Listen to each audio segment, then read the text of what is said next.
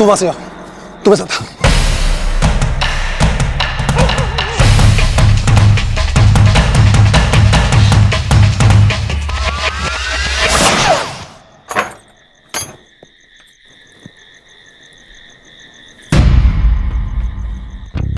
आपने किसी को यहां से भागते हुए देखा है? नहीं तो। कौन था साहब? कैदी था, हाथ में हथकड़ी थी। हमने किसी को जाते हुए नहीं देखा।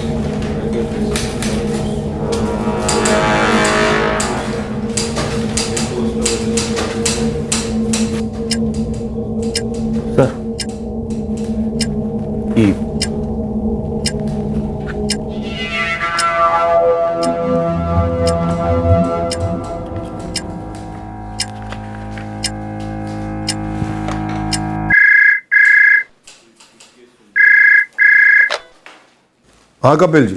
रामकृपाल जी, ये देवी प्रसाद की एनए एप्लीकेशन पर कोई मूवमेंट ही नहीं हुई है। कपिल जी, फाइल हमारे टेबल पर आए तो तब तो कोई मूवमेंट होगी। फाइल तो हमने एक हफ्ते पहले ही अजय के हाथ से भेज दी थी। कपिल जी, फाइल हमारे टेबल पे आती तो क्या ये हो सकता है कि काम नहीं होता? ये लड़का अजय जो है बड़ा ही लापरवाह होता जा रहा है। इसने फाइल यहाँ वहां कहीं रख दी होगी। रामकृपाल जी, केस अर्जेंट सा है। हम समझ गए कपिल जी, अभी उस अजय की क्लास लेते हैं।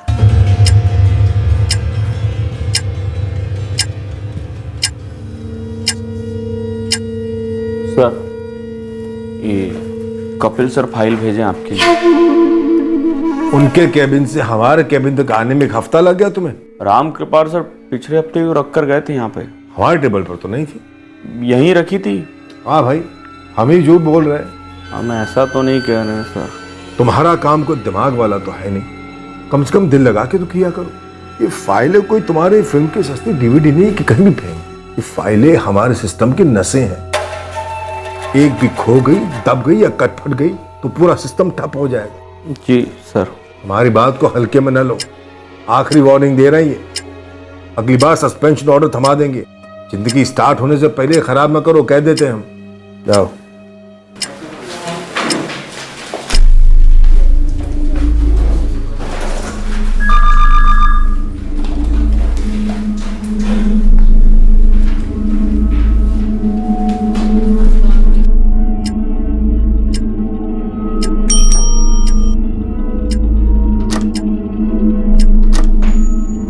रामकृपाल जी, चलेंगे नहीं? कपिल जी, ये देवी प्रसाद जी की एनए एप्लीकेशन आज कंप्लीट करके ही घर जाऊंगा। आप चलिए, मैं ऑटो कर लूंगा। कल दोपहर तक भी मिल जाता तो चल जाता वैसे। अरे नहीं कपिल जी, हम वैसे भी एक हफ्ता लेट चल रहे हैं और समय से कीमती क्या चीज है, कुछ नहीं। सही कह रहे हैं आप। चलिए, मैं निकलता हूँ, मिलते हैं जल्दी। जी।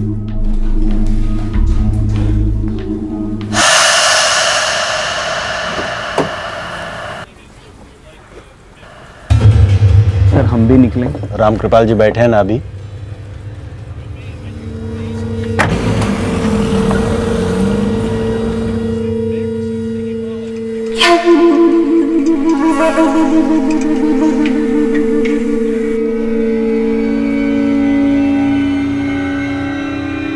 हम जा सकते हैं सर? हमें 15-20 मिनट और लगेंगे। हमारे निकलने के बाद ऑफिस को ढंग से ताला लगाकर उसके बाद ही तुम घर जाओगे। समझा सर जी।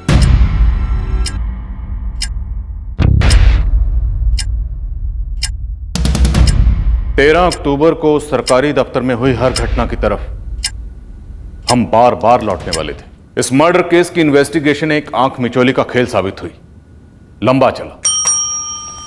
जी सर। ये फाइल कपिल जी के टेबल पे रख दो, सबसे ऊपर। टेबल पर मतलब किसी और के टेबल पर नहीं, कपिल जी के टेबल। जी सर।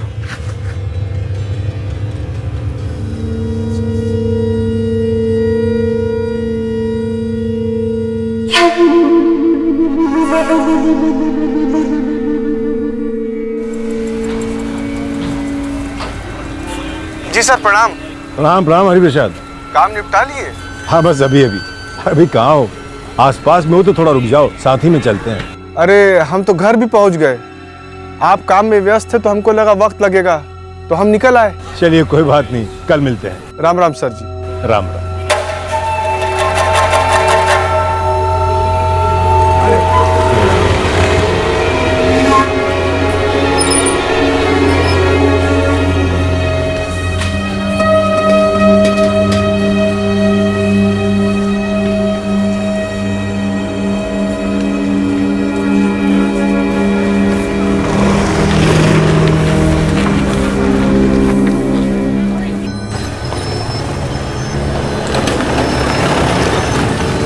राम कृपाल जी, राम राम।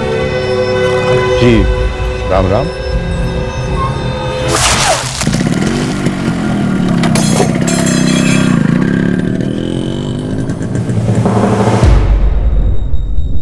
खून? अरे ओ महेश भैया, आपके पास राम कृपाल जी का फैमिली का नंबर है कहाँ? हाँ, हम उनके बेटे सुरेश को जानते हैं। तो फटाफट फोन दीजिए जल्दी।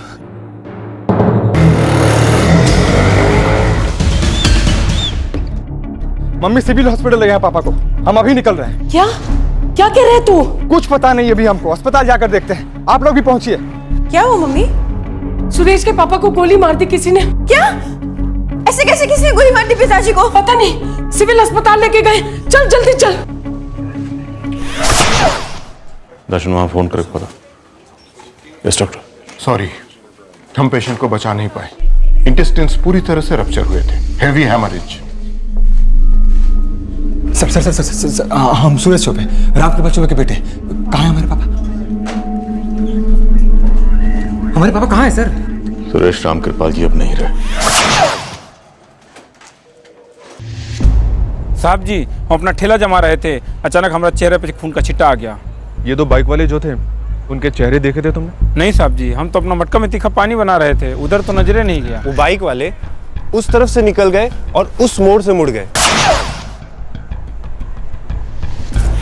आपने उन दोनों को देखा? एक झलक के लिए दोनों दिख गए। हम हमारा दुकान बंद ही कर रहे थे तो देखा दोनों राम कृपाल जी के पास आए, कुछ बातें हुई, पर वो पता नहीं चला कि क्या बातें हुई। गोली की आवाज ही सुनी आपने? नहीं साहब जी, कोनो आवाज नहीं आया। साहब, रजिस्टर ऑफिस के बाहर के चाय वाले महेश को रोक के रखा है। हमने कुछ नहीं देखा मालिक, बस इतना सुनाई दिया कि राम कृपाल जी पे गोली चल गई। राम कृपाल चौबे जी को भी ऑफिस से निकलते हुए नहीं देखा तुमने? बिल्कुल देखा था मालिक। राम कृपाल जी तनिक लेट निकले थे, तब तक दफ्तर के सारे लोग जा चुके थे। अच्छा, ऐसा कोई जो ऑफिस के बाहर मंडरा रहा हो, उन पर नजर रख रहा हो और उनके ऑफिस से बाहर निकलते ही उनका पीछा किया हो, ऐसा कोई देखा तुमने? ऐसा किसी को नहीं देखे हम मालिक। सुरेश बोल काहे नहीं रहा है? ऑपरेशन हो गया ना? ठीक है ना तुम्हारे पापा? सुरेश कुछ बोलो ना, पापा ठीक है ना? बोल सुरेश। मम्मी, ब्लीडिंग बहुत हो गया था। डॉक्टर ने बहुत कोशिश की मम्मी,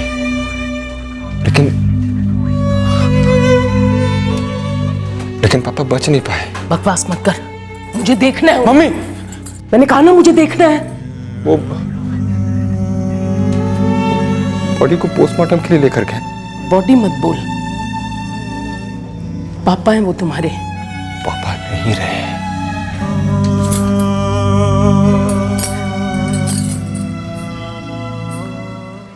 क्या क्या बात कर रहे हो आरिफ? अभी हमको महेश चाय वाला का फोन आया, कह रहा है कि ऑफिस के बाहर गली में किसी ने चौबे जी को गोली मार दिया। हे भगवान, ये तो बहुत बड़ा बवाल हो जाएगा। जयंत कलेक्टर साहब जी। हाँ सुना मैंने। खेद है कि राम कृपाल चौबे जी बच नहीं पाए। राम कृपाल जी हमारे सबसे सीनियर भूमि निरीक्षक थे रजिस्ट्रार ऑफिस में, और 4 महीने में उनकी रिटायरमेंट भी थी। जी मैं जानता हूँ। इस केस को प्लीज टॉप प्रायोरिटी दीजिए। हो सकता है ऑर्गेनाइज माफिया कहाँ था। आप निश्चिंत रहिए, हमारी इन्वेस्टिगेटिव टीम कातिलों को पकड़ कर रहेगी। Point blank range. Yes doctor. Firing इतनी नजदीक से की गई कि मार्केट में किसी को कुछ पता ही नहीं चला। डेफिनेटली साइलेंसर लगा होगा। 2 गोलियां फायर हुई। वैसे एक गोली हमने एब्डोमेन से बरामद की है और दूसरी हमें क्राइम सीन से मिली। मैंने सिविल हॉस्पिटल के आरएमओ से पर्सनली बात कर ली है। अराइवल पर ही इतनी ब्लीडिंग हो चुकी थी कि इससे पहले वो कुछ कर पाते, विक्टिम की मौत हो चुकी थी।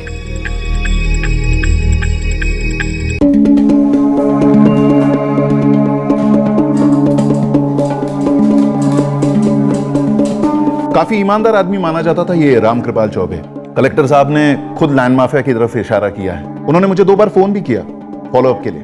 2 लोग थे सर बाइक पे। एक ने हेलमेट पहना हुआ था और दूसरे ने गमछे से अपना मुंह ढका हुआ था। पक्का सर 99% राम कृपाल जी के नाम की सुपारी निकाली गई हो। सुपारी है चौधरी, पर मुझे इस कांड का पनवारी चाहिए। जब तक मास्टरमाइंड हाथ नहीं लगता कोई सांस नहीं लेगा। सर हमारी मम्मी रात भर सो नहीं पाई है, रो रो कर हालत खस्ता है सर। हमें से किसी को समझ ही नहीं आ रहा है कि हमारे पापा के साथ कुछ ऐसे। रजिस्ट्रेशन ऑफिस में रोज करोड़ों की जमीनों को सरकारी हरी झंडी या तो मिलती है या नहीं मिलती है। राम कृपाल जी को हाल ही में किसी ने कोई धमकी दी थी या पहले कभी? हमारे पापा दफ्तर की बातें घर पर डिस्कस नहीं करते थे, पर हाँ सर, हमारे पापा बहुत ही स्ट्रिक्ट आदमी थे। उसूलों के एकदम पक्के। उसूलों के पक्के लोग जमीर के कच्चे लोगों के रास्ते का कांटा बनते हैं सुरेश। राम कृपाल जी ने कभी तुम्हारे साथ कोई डिस्कस किया होगा इस बारे में, या तुम्हारे सामने किया होगा? कभी नहीं। और तो और उनकी रिटायरमेंट सिर्फ 4 महीने ही दूर थी।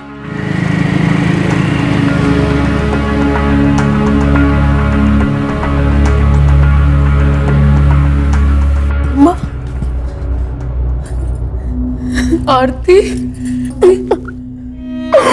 आरती, ये सब कैसे हो गया? 35 साल जिस दफ्तर में तेरे पापा ने काम किया, नाम कमाया, उसी के सामने किसी ने उन्हें गोली मार दी। अनीता भाभी, सुरेश कहाँ है? Police station. कुछ पता चला कौन थे, क्या थे? अभी तक कुछ नहीं पता चला राकेश। तो राम कृपाल जी ऑफिस से बाहर निकले और तुमने पीछे से ऑफिस में ताला लगा दिया? जी मैडम।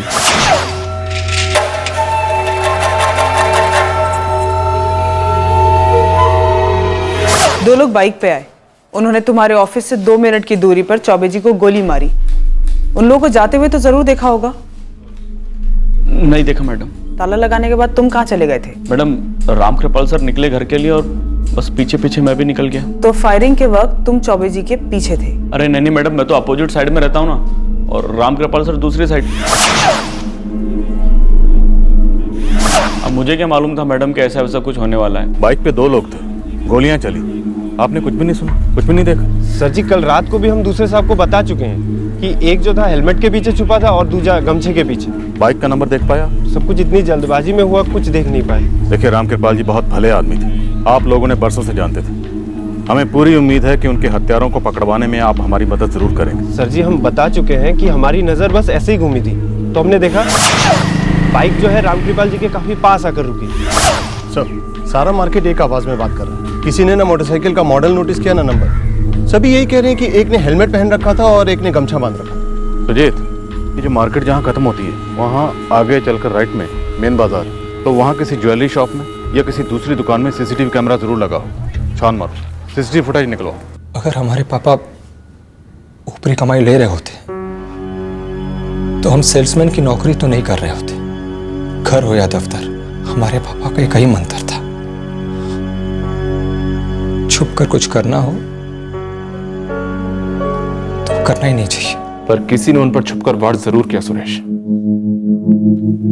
दिमाग पे थोड़ा जोर दो, याद करने की कोशिश करो, अपनी मम्मी से बात करो, वो कोई टेंशन में रहे होंगे। बिना वक्त के कोई फोन आया हो, कोई मिलने आया हो, कोई तू मैं कुछ भी, जैसे ही तुम्हें याद आए हमें तुरंत बताना। तुम्हारे पापा की बॉडी हम आज शाम तक तुम्हें हैंडओवर कर देंगे। हाँ, तो आप कह रहे थे? जी मैडम, मैं ये कह रहा था कि आप सही कह रही थी।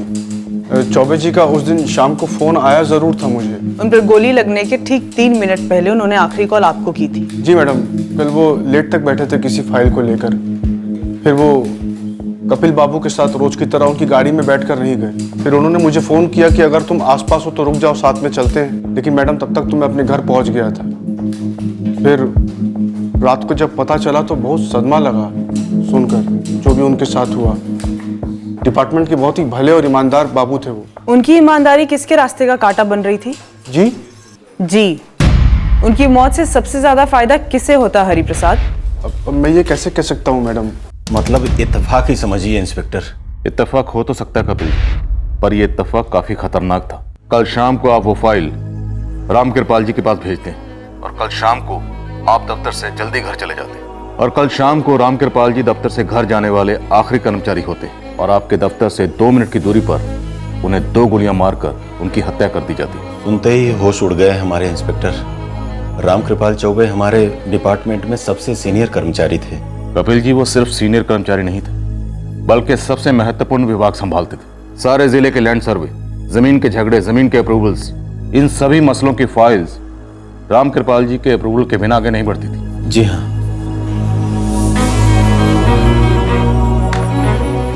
आरिफ, रामकृपाल जी जितनी भी जमीन की तकरारों वाली फाइलें हैंडल कर रहे थे वो सारी की सारी मुझे चाहिए। निकलवा देते हैं मैडम। नहीं, पुरानी, छोटी, बड़ी, सारी की सारी निकलवा देते हैं मैडम। और ऐसी कोई चीज जो आप जानते हो जिससे रामकृपाल जी की जान को खतरा हुआ हो? अलग से तो कुछ नहीं जानते मैडम, लेकिन सारी की सारी फाइल आपके सामने रख देते हैं। बाइक, हेलमेट, गमछा और पॉइंट ब्लैंक से फायर, इन सारे लक्षणों से सुपारी वाला मामला ही लगता है हमारे। इस रामकृपाल चौबे की ईमानदारी से किसी न किसी चूना लगाने वाले का मुंह जरूर जला होगा, इसलिए सुपारी निकली होगी। ये जला हुआ मुंह मुझे चाहिए गोविंद। कपिल जी, पुलिस को जो भी कोऑपरेशन चाहिए उससे दोगुना दीजिए। हर एक फाइल, हर एक जानकारी। जी सर, अभी अभी पुलिस की टीम निकली है यहाँ से। इंस्पेक्टर से मेरी बात भी हुई है फोन पे, उनके लिए फाइलें निकलवा रहे हैं। फाइलों से परे जाइए कपिल जी। रामकृपाल जी हमारे सच्चाई की मिसाल थे। बिल्कुल राजा हरिश्चंद्र ही समझिए सर। करेक्ट, लेकिन अब हर कोई नहीं होता ना राजा हरिश्चंद्र की औलाद। उनकी सच्चाई ने किसी न किसी झूठे के झूठ को घायल जरूर किया है। सही कह रहे हैं आप सर। खुद से पता कीजिए, वो घायल फाइलों के पन्नों के बीच कहीं छुपा है या दफ्तर की दीवारों के बीच।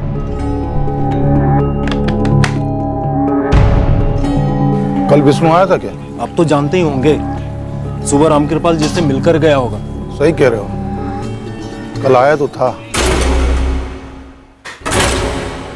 हमने कहा गुड मॉर्निंग आरिफ साहब। Good morning Vishnu ji.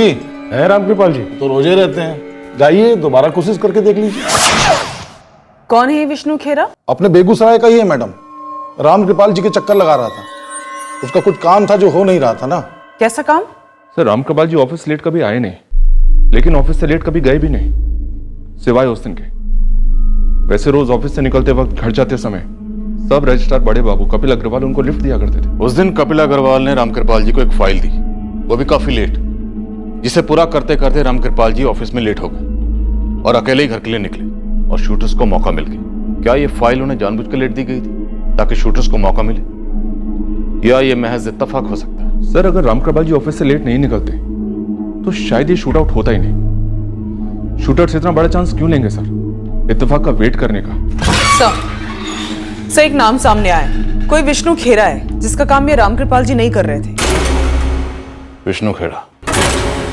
उठाओ इसे, ये हमारा पहला सस्पेक्ट है। हमारा खाता तो खुले, रजिस्टर ऑफिस के हर कर्मचारी का फोन रिकॉर्ड निकलवाओ, स्कैन करो रामकृपाल जी का भी। सर, ये कोई अचानक से किया गया मर्डर नहीं है, बिना किसी अंदर वाले की मदद के इस मर्डर का होना नामुमकिन था। ये विष्णु खेरा वाला एंगल हमारा फर्स्ट लाइन ऑफ इन्वेस्टिगेशन बना। ऑफ कोर्स आगे चलकर और कई एंगल उभरे, पर एक बात तो तय है कि ये केस करप्शन से जुड़ा हुआ है। विक्टिम एक ईमानदार आदमी था जो एक ऐसे डिपार्टमेंट में इंपॉर्टेंट पोस्ट पर था जहां करप्शन के चांसेस काफी हाई होते हैं। पर रामकृपाल चौबे 4 महीने में रिटायर होने वाला था। एक ईमानदार आदमी जो 4 महीने में हट रहा था, उसे रास्ते से क्यों हटाया गया? कुछ चुभ रहा है। ये बात हमें भी चुभी और आगे चलकर और गहराई तक चुभी। कत्ल के दिन उस दफ्तर में जो भी हुआ वो किसी भी सूरत में डेली रूटीन तो थी नहीं, और रामकृपाल चौबे का दफ्तर से अकेले निकलना और देर से निकलना कोई इत्तेफाक तो था नहीं। मेरे दिल में रामकृपाल जी के लिए बहुत आदर था, बहुत इज्जत थी। पर ये सारा आदर, ये इज्जत तुम्हारे कुछ काम नहीं आ रहा था। कुछ तैनी जमीन में से तुम अपने भाइयों का नाम कटवाना चाहते थे ना। अब रामकृपाल जी तो ऐसा कर नहीं सके, तो तुमने कर दिया। सच या झूठ? गलत काम करवाना चाह रहे थे तुम रामकृपाल जी से, नहीं माने तो उनका ही काम तमाम कर दिया। नहीं ना सर जी, अरे हमारा काम कोनो इतना बड़ा तो था नहीं कि हम मारने मुरने पर आ जाते। वो छोटी सी बात थी। छोटी सी बात? तुमको ये बात छोटी नजर आती है विष्णु खेरा? तुम हमें बेईमानी करने को कह रहे हो, फ्रॉड करने को कह रहे हो, हिम्मत कैसे की तुम? हिम्मत नहीं, मिन्नत कर रहे हैं रामकृपाल जी। अरे हम आपको गलत काम करने के लिए काहे कहेंगे? हम खुद ही गलत आदमी नहीं हैं। हमारे माँ बाबूजी का आखिरी टाइम तक हम पूरा ख्याल रखें, और सिर्फ हम रखे हैं। उनके इलाज खातिर हमारी बीवी का कंगन तक बिक गया, लेकिन हम उफ नहीं किए। बाबूजी खुद ही चाहते थे कि वो सारी जमीन सिर्फ हमरे नाम करें।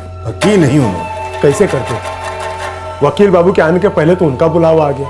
यही खातिर तो आपके दफ्तर की परिक्रमा कर रहे हैं ना। परिक्रमा करने में और चक्कर लगाने में फर्क होता है विष्णु जी।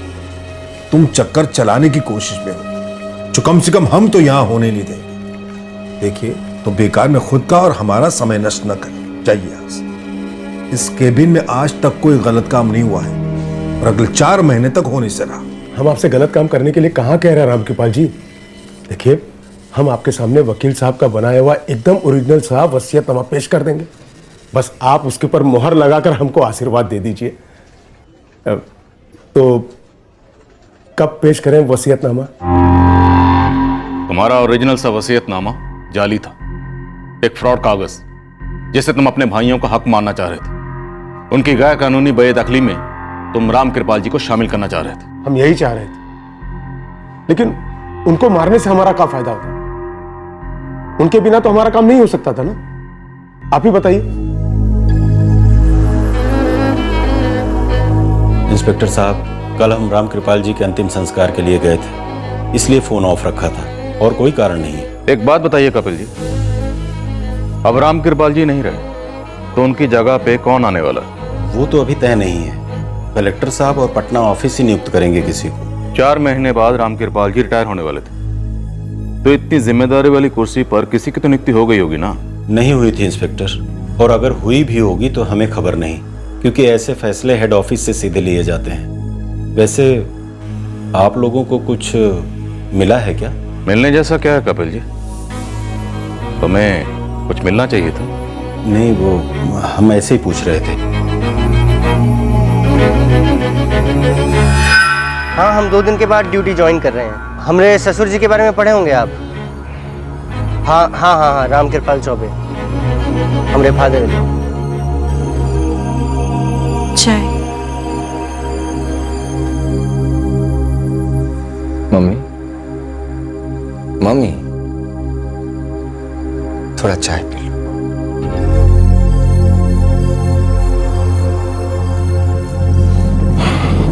वर्षा, सर, फोन रिकॉर्ड्स तो सभी के खंगाले, पर कुछ भी अटपटा सामने नहीं आया, सिवाय इस हरि प्रसाद के। रामकृपाल की आखिरी बात इस हरि प्रसाद से ही हुई थी। पर ये साला झूठ बोल रहा है। कैसे सर?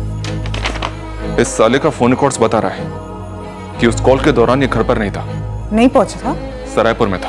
अरे हम तो घर भी पहुंच गए, आप काम में व्यस्त थे तो हमको लगा वक्त लगेगा। मतलब सर हमारे साथ कोई गेम खेल रहा है? शायद।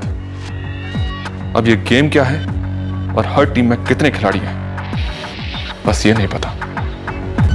जिंदगी में ऐसा भी काहे का सिद्धांत? अब रामकृपाल जी को इतना भी अड़ियल नहीं होना चाहिए था। क्या मिला उनको उनके सिद्धांतों से? अभय चौहान। क्यों? वही होगा ना? अरे भाई, हमको जैसे ही पता चला कि रामकृपाल जी पर फायर हुआ है, तो हमारा सबसे पहला डाउट उस अभय चौहान पर ही गया। कलेक्टर साहब, 1-2 सस्पेक्ट्स आ गए हमारे लिस्ट में। इन्वेस्टिगेटिव टीम फुल टाइम इसी केस पे लगी हुई है। एसपी साहब, 1 हफ्ता होने आया है, लेकिन किलर्स के बारे में आपकी टीम अभी तक एक सिंगल क्लू भी प्रेजेंट नहीं कर पाई। सर, हम हर एंगल को टटोल रहे हैं। बहुत जल्द हम किलर्स और उनके मास्टरमाइंड तक पहुंच जाएंगे। मेरा एश्योरेंस है सर, आप भरोसा रखें। भरोसा तो है एसपी साहब, लेकिन प्रोसीजर सिर्फ आप और हम समझते हैं। नेता और जनता सिर्फ भावनाएं समझती है। बता दो, अगर अभय चौहान पर शक हो रहा है तो बस हो रहा है, उसी का किया धरा हो सकता है।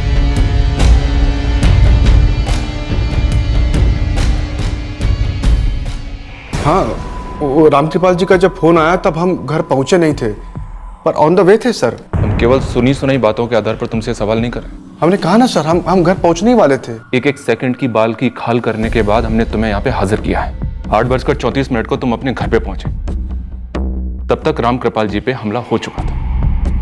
उन्हें अस्पताल ले जाया गया था, पर तब तक वो दम तोड़ चुके थे। तुम्हारे फोन रिकॉर्ड्स ने तुम्हारे साथ धोखा किया हरिप्रसाद। अब तुम हमें ये बताओ रामकृपाल जी के साथ धोखा किसने किया और क्यों? कौन है अभय चौहान? दबंगी है मैडम। कहाँ का दबंगी है? अरे यहीं अपने बेगूसराय का ही है।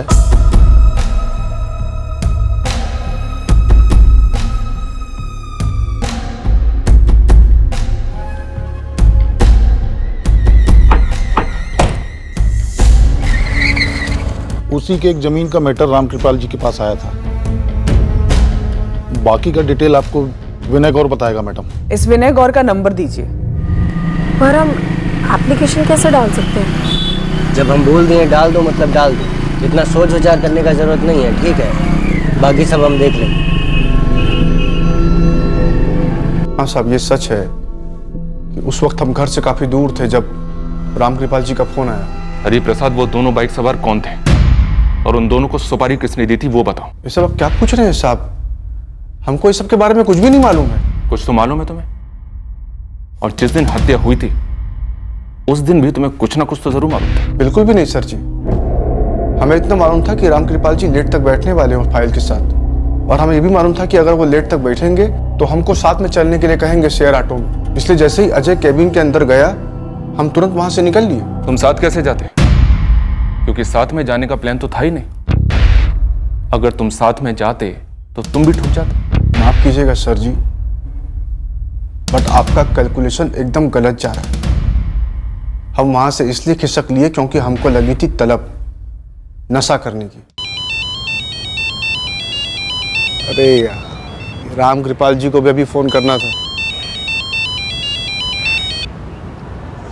जी सर प्रणाम। अगर हम रामकृपाल जी से कहते कि हम आधे रास्ते पर हैं तो वो कहते कि ऑटो घुमाकर वापस आ जाओ, साथ चलते हैं। अब तुम बात को घुमा रहे हो, सीधे सीधे बताओ ना यार। सर सीधा सा हिसाब ये है कि हमको करना था नशा, इसलिए हमने झूठ बोल दिया कि हम घर पहुंच गए। कोई और दिन होता तो हम साथ चले भी जाते, लेकिन उस दिन हमारा दिमाग फ्राई हो चुका था काम और घर की टेंशन से। और साहब ऐसे वक्त में सिर्फ आदमी को नशा चाहिए होता है, ये ईमानदारी और नेकी का लेक्चर नहीं। नेकी और ईमानदारी बहुत खटकती है ना तुम्हें। साहब आप भी हमारी तरह सरकारी नौकर हैं, थ्योरी और प्रैक्टिकल का भेद समझते होंगे। इस वक्त मैं सिर्फ तुम्हारी बात कर रहा हूँ। हम रामकृपाल जी जैसे बिल्कुल नहीं, और होना भी नहीं चाहते। अरे ऐसा भी क्या नेकी कि आप अपने बच्चा लोग का सिफारिश नहीं कर सकते हैं? ईमानदारी के चक्कर में आप लोगों को चक्कर कटवाना ना तो समझदारी है और ना ही इंसानियत। भाई अगर आपके थोड़ा सा एडजस्टमेंट से किसी का काम हो रहा है तो इसमें हर्ज क्या है? रामकृपाल जी की वजह से ऑफिस में कई लोगों का बुरा होता था ना। मैंने सुना है कि वो ना तो खुद खाते थे और ना ही किसी को खाने देते थे। आप एकदम ठीक सुने साहब, खाना पीना एक अलग बात है, दुश्मनियां किसे मोल लेनी है? अभय चौहान के सामने आप झंडा गाड़ कर खड़े हो जाते हैं। मतलब क्या सोचा है कि डिपार्टमेंट का सब लोग जो है फौजी की तरह आपकी रक्षा करेगा? साहब एक बात मैं आपसे कह देता हूं, वो ईमानदार थे, भले थे, वो सब अपनी जगह है। हमारे हिसाब से बहुत बड़े मूर्ख भी थे। दुनिया बदलने चले थे, दुनिया छोड़ चले। बस साहब इससे आगे हमको कुछ भी नहीं पता है, और हम ठहरे मामूली कलर का आदमी। हमको पता था मैडम, एक दिन ये अभय चौहान अपना असली रंग दिखाए। पता था तो किस दिन का इंतजार कर रहे थे हमें बताने के लिए? कोई स्पेशल इनविटेशन चाहिए था क्या? अरे मैडम हमें लगा आप खुद ही पहुंच जाएंगे अभय चौहान तक। एक नंबर का गुंडा है वो, ससुरा हमारी जमीन भी हड़पने की कोशिश कर रहा था वो।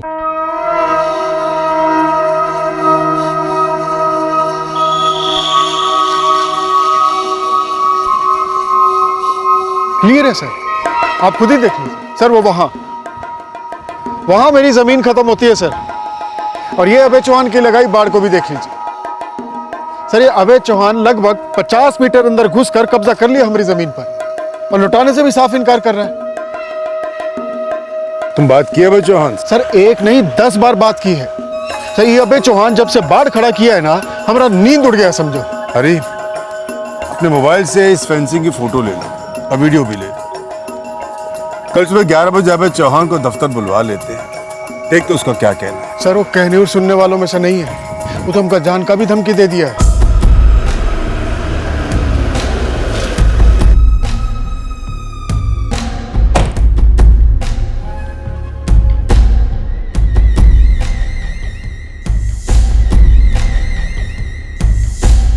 हमारी जमीन के फोटो आप हम ही को कहाँ दिखा रहे हैं? वो इसलिए क्योंकि विनय जी की जमीन में आपने 50 मीटर फेंसिंग लगवाई है, उसे पीछे ले लीजिए तुरंत। वो मेरी जमीन है, पूरे कागज है मेरे पास उसके। भू निरीक्षक जी, हम हमारी जमीन का सौदा कर चुके हैं। अब वो जमीन एक बिल्डर की है, तो हमारी लगाई हुई बाड़ अब पीछे तो हटेगी नहीं। और इस दफ्तर में कोई गैर कानूनी रजिस्ट्री तो होगी नहीं।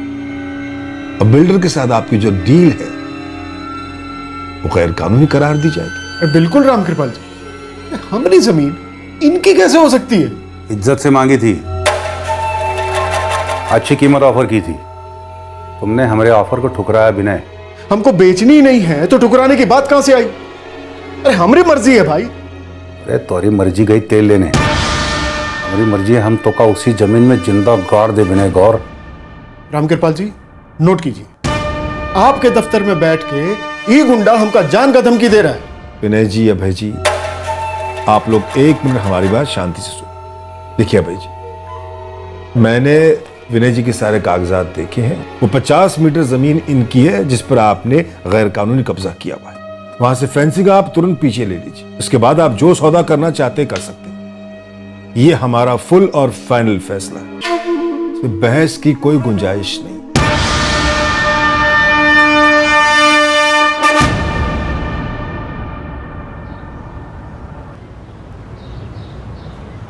राम कृपाल जी, मामला बड़ी आसानी से सेटल हो सकता है। धमका रहे हो हमें? हमारी ऐसी जरूरत का, हम तो बस एक तोहफा देना चाह रहे हैं आपका। लिया, कबूल करें, सेटल कर लें।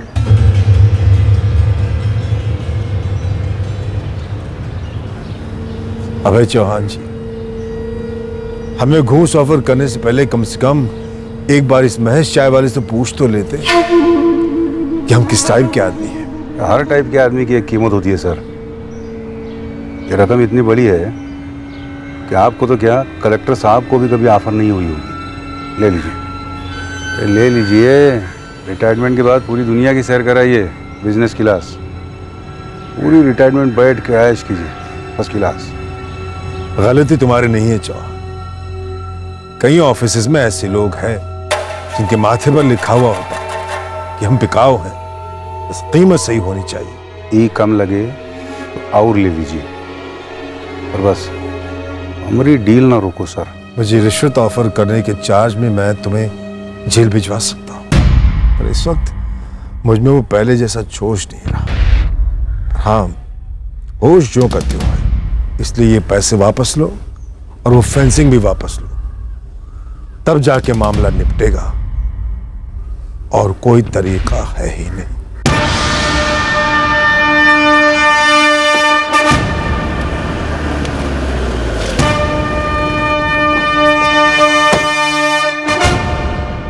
प्रणाम सब इंस्पेक्टर साहब। जिन दो लोग को तुम भेजे थे राम कृपाल जी की हत्या करने, उनका नाम, नंबर और पता चाहिए हमको। वाह, इसे कहते हैं डायरेक्ट मुद्दे पे आना। मतलब सामने वाले को बात घुमाने उमाने का टाइम ही ना दो। ये जो तेरी दबंगई और गुंडई है ना, इसे तो हम 2 मिनट में उतार देंगे। ऐसा होता तो पूरे जिला का हर दूसरा बच्चा हम जैसा बनने का सपना ना देखता। छोड़िए उस बात को। मुद्दा है राम कृपाल जी का कत्ल। अब एक बात बता दूं, इतना सीनियर सरकारी मुलाजिम के साथ 36 का आंकड़ा बनाने के बाद उसका मर्डर करवाएंगे हम? का मतलब पागल कुत्ता काटा है हमका? इतना ईमानदार भला आदमी था, ये पुलिस के साथ पब्लिक भी तो नोचेगी। हमरे पॉलिटिक्स का पूरा सपना पर पानी ना फिर जाता। सीधे सीधे बता दे वो दोनों शूटर्स कौन थे और कहाँ हैं? हम बहुत पहले हमारी बाढ़ पीछे ले चुके थे राम कृपाल जी के आदेश से। वो वाला मामला सब सेटल था। राम कृपाल चौबे को खरीदने की कोशिश की थी तुमने? हम तो हर सरकारी अफसर को तोहफे ऑफर करते हैं जी, और मना करने वाले को गोली नहीं मारते। जैसे ही हमें पता चला कि यह आदमी अलग मिट्टी का बना हुआ है, हम जाके बिल्डर को समझा दिए कि भाई जमीन कम मिलेगी। वो मान गया, मामला फिर कभी उठा ही नहीं। इंस्पेक्टर साहब, हम आपको एक बात बताते हैं, आप ना जरा इस विनय गौर के बच्चे को टटोलिए। वो हमारा नाम लेकर खुद अपना कोई काला करतूत छुपा रहा है। तेरी तो हर करतूत काली है अभय चौहान। तूने आज तक सीधा काम किया है कौन सा? हाँ, नहीं किए सीधा काम, लेकिन सीधा आदमी की परख है हमका। देखिए, हम आपको फिर से कह रहे हैं, हमारा जमीन वाला मामला खत्म हो चुका था। हाँ, हमारे किसी आदमी ने विनय की जमीन पर मार लगाई, लेकिन हमरा सौदा होने के बाद ये विनय चीखने चिल्लाने लगा, तो हमने इज्जत से पैसा भी ऑफर किया। वो मामले को उठा के ले गया भू निरीक्षक विभाग में। वहाँ हमको हमारी गलती का एहसास हुआ, हमने बाढ़ पीछे ले लिया। अरे जरा सोचिए सर जी, 4 महीने में रिटायर होने वाले थे, ऐसा आदमी को मार के कहाँ मिलता हमका। आप बिना सर जी हम पर अपना कीमती वक्त जाया ना करो। ये मामला अंदर का है और हमारा नाम इसमें जानबूझ के घसीटा जा रहा है। तू बेगूसराय छोड़कर बाहर कहीं नहीं जाएगा।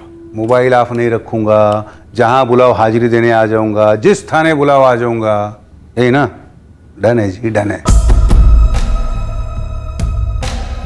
मुझे इस गुंडे के पिछले 6 महीने का डेली का रिपोर्ट चाहिए। सर, इस विशु खेड़ा और उस हरि प्रसाद दोनों के एंगल से कुछ भी सामने नहीं आ रहा है। दोनों के फोन रिकॉर्ड स्कैन्ड है और दोनों इस वक्त सर्विलेंस पर हैं। सर, मुझे ऐसा लग रहा है कि हम इस अभय चौहान वाले मोर्चे से खाली हाथ ही लौटेंगे। हमारे हाथ तो पिछले कई दिनों से खाली। वैसे हमारे सामने बहुत कुछ है, लेकिन ठोस कुछ भी नहीं। ना कोई सुराग, ना कोई सबूत, जिससे हमें इस कत्ल की साजिश का पता चले, उसके मोटिव का पता चले। जब तक हमारे सामने कोई ठोस सुराग या सबूत नहीं आता, तब तक हमारे हाथ खाली ही रहेंगे। एसपी साहब, 13 अक्टूबर को रामकृपाल चौबे का मर्डर हुआ, दिन दहाड़े भरे बाजार, और आज 15 नवंबर है, और आप अभी भी ये कह रहे हैं कि आपकी इन्वेस्टिगेटिव टीम के हाथ में एक भी ब्रेक थ्रू नहीं लगा। मिथिलेश जी, बेगूसराय का एक भी हिस्ट्री शीटर नहीं है जिसे हमने स्कैन नहीं किया हो। आउट ऑफ डिस्ट्रिक्ट चेकिंग भी चल रही है। यही सब बातें आप मुझे 2 हफ्ते पहले भी बोल चुके हैं, लेकिन फैक्ट ये है कि आपके हाथ में है एक बिग जीरो। सीरियसली बताइए एसपी साहब, क्या आप चाहते हैं इस केस के लिए मैं सीबीसीआईडी के लिए पिटीशन फाइल करूं या डायरेक्टली सीबीआई इंक्वायरी रखूं? आप प्लीज हमें थोड़ा सा और समय दीजिए। रामकृपाल चौबे के हत्यारे जेल में होंगे, आई प्रॉमिस। सिर्फ 1 हफ्ता और, उसके ऊपर एक भी दिन नहीं। कलेक्टर साहब, केस ट्रांसफर करने की अर्जी देने की बात कर रहे हैं, क्या कहूं? No sir. सर, केस पेचीदा है, टाइम तो लगेगा ही। हमारे पास अगर एक भी ठोस हेडवे होता ना, तो मैं डंके की चोट पे और टाइम मांगता चौधरी। हेडवे होगा सर, जरूर होगा। हमारे पास 1 हफ्ता है, सिर्फ 7 दिन। मास्टरमाइंड, मोटिव, इस सब को फिलहाल साइड में रखते हैं, फोकस करते हैं उन 2 बाइक्स वाले शूटर्स पर। वो शाम को फिर से स्टडी करते हैं सर, तब ये साफ दिखेगा कि ये सारा बिल्टअप सिर्फ इसे कत्ल के लिए किया गया है। लेकिन राहुल, फिर भी हम ये साबित नहीं कर सकते कि कत्ल के दिन ऑफिस की रूटीन को जानबूझ के तोड़ा गया था, और ना ही हमारे पास ऐसा कोई सबूत है जिससे हम ये साबित कर पाए कि रामकृपाल जी को कपिल अग्रवाल के साथ घर जाने से रोका गया था, लास्ट मिनट पे फाइल भेजकर। सर, मैंने रामकृपाल की करंट फाइल में से हर फाइल को 2-2 बार खंगाला। इस विष्णु खेरा और अभय चौहान के अलावा और कोई लाल झंडी नजर नहीं आती। मतलब जो फाइलें हमें दी गई उनमें से कुछ नहीं मिला? किसी भी फाइल में। क्या कहा तुमने? जो फाइलें हमें दी गई, तो क्या हमें सारी फाइलें दी गई या कुछ चुनिंदा फाइलें दी गई? क्योंकि ये विष्णु खेरा और अभय चौहान ये हमें किसी फाइल से नहीं मिले, और इन दोनों की अनबन हमारे सामने लाई गई। तो क्या ये दोनों लीड्स थे या मिसलीड, ताकि हम गोल गोल घूमते रहें और गुमराह होते रहें और असली कातिल को बचने का मौका मिल जाए।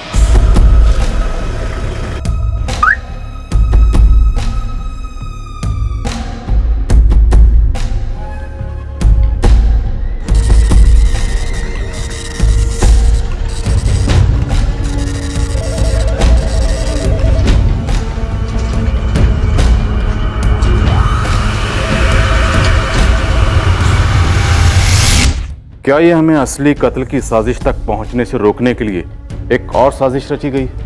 मतलब सर, ये सारे एंगल्स हमारी तरफ धकेले गए ताकि हम गोल गोल चक्कर काटते रहें और हमारे हाथ कुछ भी ना लगे। इसकी पॉसिबिलिटीज हाई है सर, क्योंकि हम इतने दिनों से लगे हुए हैं लेकिन हमारे सामने एक छोटा सा भी लीड नहीं आया है।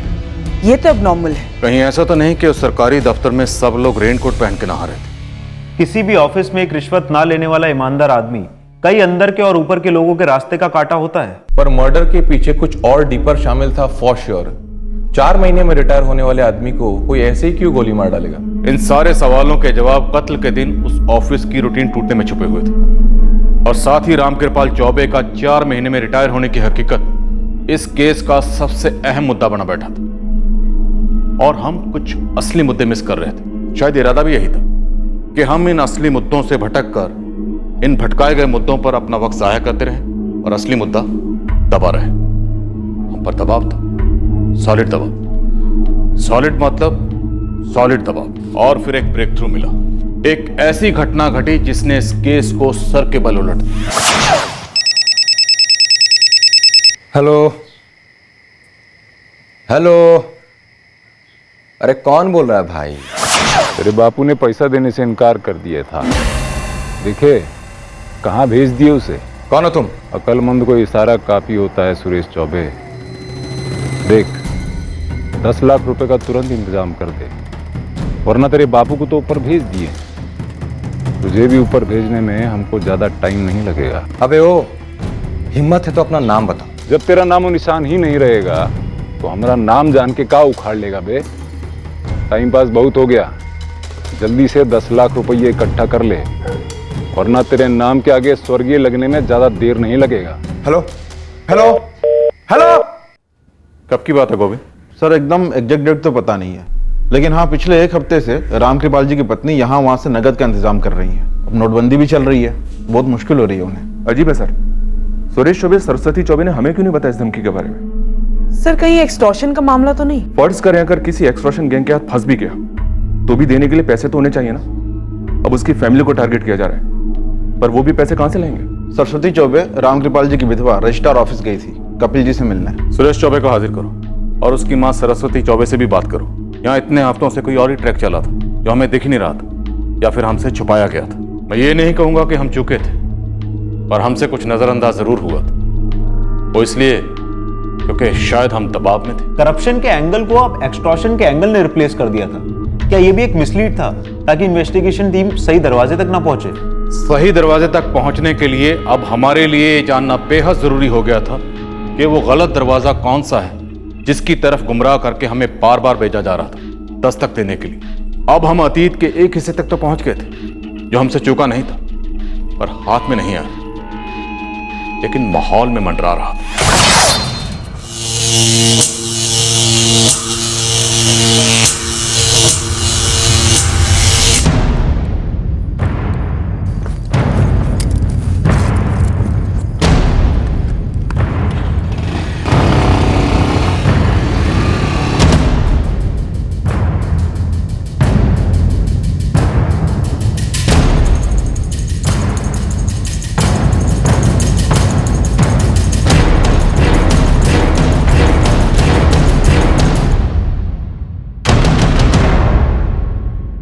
क्या जो नजर आ रहा था वही हकीकत थी या फिर इस कत्ल के पीछे कोई और ही कहानी छिपी थी? भू विभाग के एक बेहद ईमानदार भूमि निरीक्षक रामकृपाल चौबे की रिटायरमेंट के 4 महीने पहले उनका मर्डर कर दिया गया। उसके पूरे 1 महीने के बाद उनके बेटे को एक धमकी भरा फोन आया था।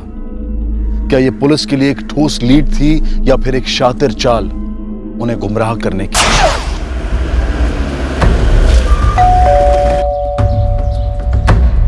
सरस्वती जी हैं घर पे? जी।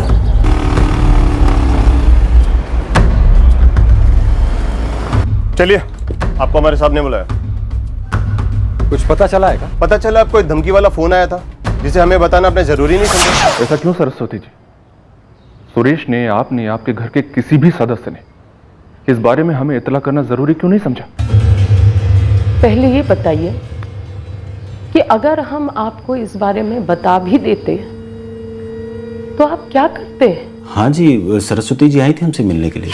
तो आप भी जानते थे कि एक्सटॉर्शन के लिए फोन आया था, पर आपने हमें इत्तला करने के बारे में नहीं सोचा? नहीं मैडम, धमकी वाले कॉल की बात तो हमें आपसे पता चल रही है। तो रामकृपाल जी की पत्नी सरस्वती जी यहाँ पे किस लिए आई थी? वो प्रोविडेंट फंड के बारे में पूछने आई थी। कितना समय लग सकता है कपिल जी? इस वक्त तो मैं कुछ नहीं कह सकता, पुलिस की तहकीकात चल रही है। ऐसे में रामकृपाल जी का प्रोविडेंट फंड रिलीज करवाना थोड़ा मुश्किल लगता है।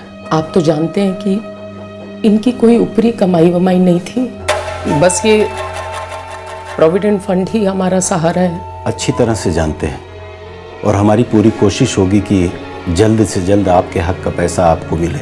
हम दर दर भटक रहे थे 10 लाख रुपया इकट्ठा करने के लिए। उस आदमी ने मांगा था। वो फोन आपको जिस आदमी ने किया था वो आदमी आपके पति का हत्यारा भी हो सकता है, इतना भी नहीं सोचा आपने? इस बारे में सोचने या ना सोचने से क्या फायदा? हमारे पति तो वापस नहीं लौटेंगे ना, और ना ही सुरेश पर से ये खतरा टलेगा। अगर सुरेश को धमकी मिली है तो हम उसे प्रोटेक्शन देते ना। आपकी नाक के नीचे हमारे पति की गोली मारकर हत्या कर दी। आज 1 महीना हो गया, उन हत्यारों के बारे में कुछ नहीं पता चला। बहुत जल्द वो दोनों किराए के हत्यारे पकड़े जाएंगे और उनको सुपारी देने वाले भी। अगर किराए के हत्यारे हो सकते हैं तो किराए की सुरक्षा भी तो मंगवाई जा सकती है ना। इन सब में आपका क्या काम? क्या आप गारंटी दे सकते हैं कि कल के दिन हमारा सुरेश सही सलामत घर लौट आएगा?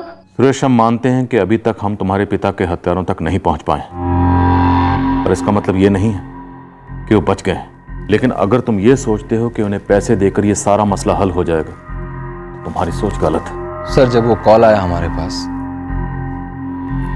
तो हमारा सबसे पहला रिएक्शन था कि उस साले का पता लगाएं, फिर खुद गोली दाग दें उस पर। इससे तुम में और उनमें क्या फर्क रह जाएगा? ऐसे ख्यालों को भी अपने दिमाग में मत आने देना। सर, ख्यालों को रोका थोड़ी जा सकता है। हमारे पापा को मार डाला उन्होंने, पर हाँ, हम इतना भी बेवकूफ नहीं है कि ऐसा कोई गलती कर दें। इसलिए हमने अपनी मम्मी और वाइफ दोनों से मशवरा किया। अगर आपने उन्हें पैसे नहीं दिए तो आपको भी कुछ कर सकते हैं। ऐसा कुछ नहीं होगा, क्योंकि हम उन्हें पैसे दे देंगे। पैसों के बारे में बाद में सोचेंगे मम्मी। पहले आप हमको ये बताइए कि पापा ने कभी आपसे कोई धमकी उमकी के बारे में जिक्र किए थे क्या? तुम्हारे पापा कभी दफ्तर की या बाहर की बात घर पर लेकर नहीं आते थे। पिताजी अब नहीं रहे, लेकिन हम सब अभी हैं। मम्मी जी बिल्कुल सही कह रही है। हम कैसे भी करके उन पैसों का इंतजाम कर लेंगे। अरे बाबा, कोई 1-2 लाख रुपया का बात थोड़ी ना है। पूरे 10 लाख मांगे हैं, और इतना नगद इस नोटबंदी के समय में कहां से लाएंगे बताइए? हो जाएगा इंतजाम, हो जाएगा। तुम्हारे पापा ने कुछ पैसे बचा के रखे हैं, और प्रोविडेंट फंड भी तो है ना।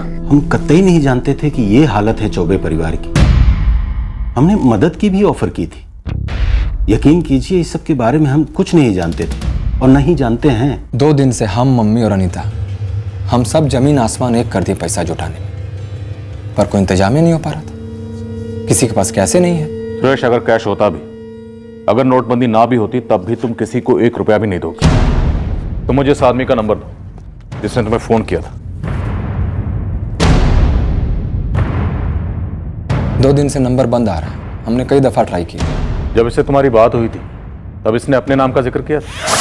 10 लाख रुपए का तुरंत इंतजाम कर दो। नहीं सर, कोई नहीं, हम इस तक और उन दोनों शूटर्स तक जरूर पहुंचेंगे। 24 hours round the clock full protection दो पूरी फैमिली को। आर्म्ड गार्ड्स, बेस्ट आदमी। टीम बन गई है सर। गुड। वैसे भी हम बैकफुट पर हैं चौधरी। रामकृपाल के किलर्स का अभी तक कुछ पता नहीं चला। हमें अपने हाथों में और एक मर्डर नहीं चाहिए। चौबे परिवार पर कोई आंच नहीं आएगी सर। सिर्फ कलेक्टर साहब के ऑफिस से ही नहीं, पूरे पटना से फोन बजने शुरू हुए हैं, और फिर दिल्ली दूर नहीं। और किसी को देने के लिए मेरे पास इस वक्त कोई जवाब नहीं। जवाब होगा सर, बहुत जल्दी होगा। 444-876-598 इस नंबर से सिर्फ एक कॉल हुआ है सुरेश को 20 नवंबर की रात को। मतलब 100% फर्जी नाम और फर्जी एड्रेस।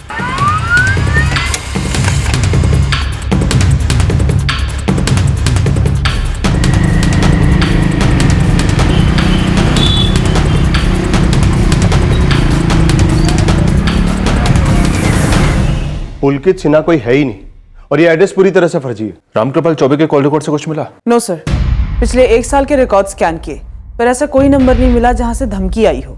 लगता है अंदर से कोई चाल चली गई है।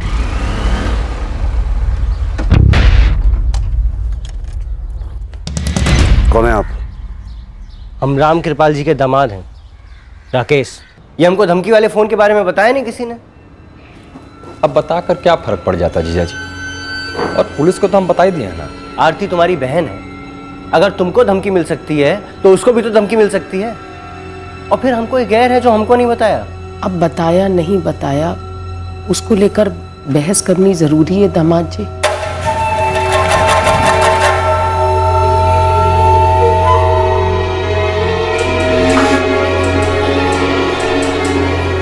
सुने हो, राम कृपाल जी का बेटा सुरेश को जान से मारने का धमकी मिल रहा है। विनय गौर से बात हुआ हमारा, बता रहा था कि ये जरूर अभय चौहान का करतूत है।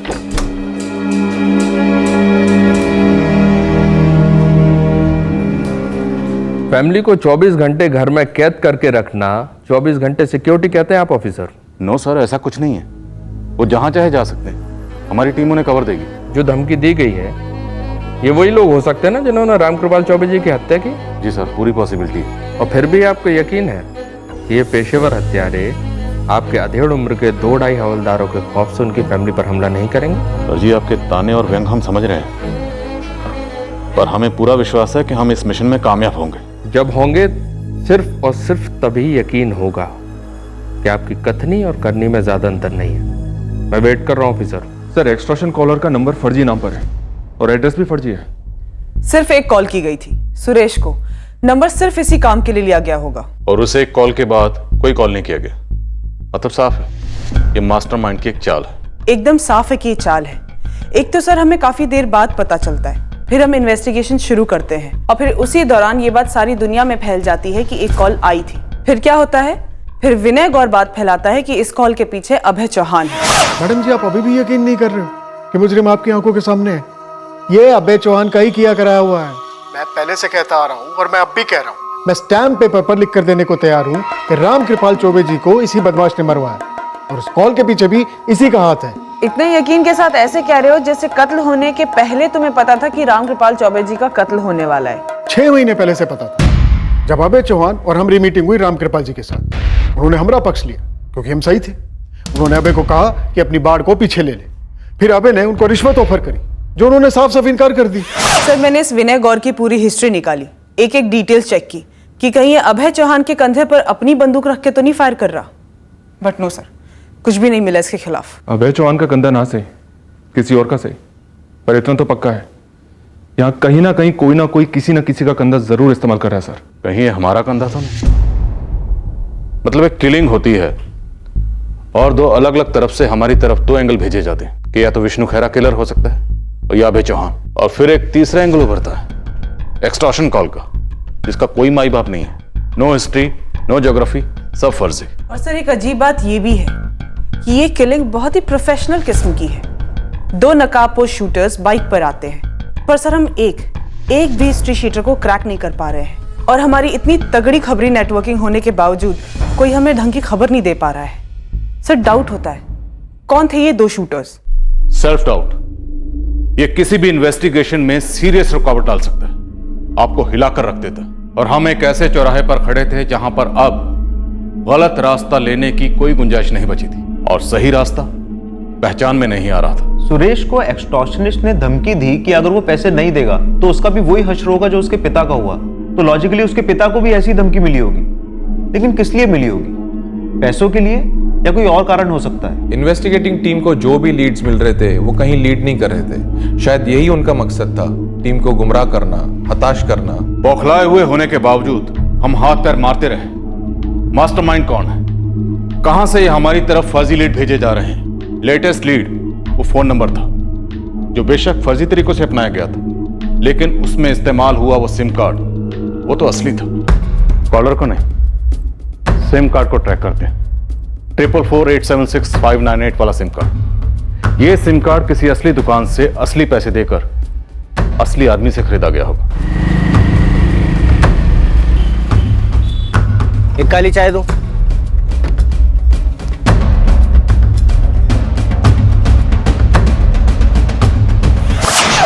हाँ सर, ये नंबर 444-876-598 ये हमारे ही कंपनी का प्रीपेड नंबर है। लेकिन सर वो इस वक्त मुझे तुम्हारे लेकिन सर सुनना ही नहीं है। तुम्हारी कंपनी के सिम कार्ड का इस्तेमाल फिरौती मांगने के लिए किया गया और शायद इसका कनेक्शन एक मर्डर केस में भी हो सकता है।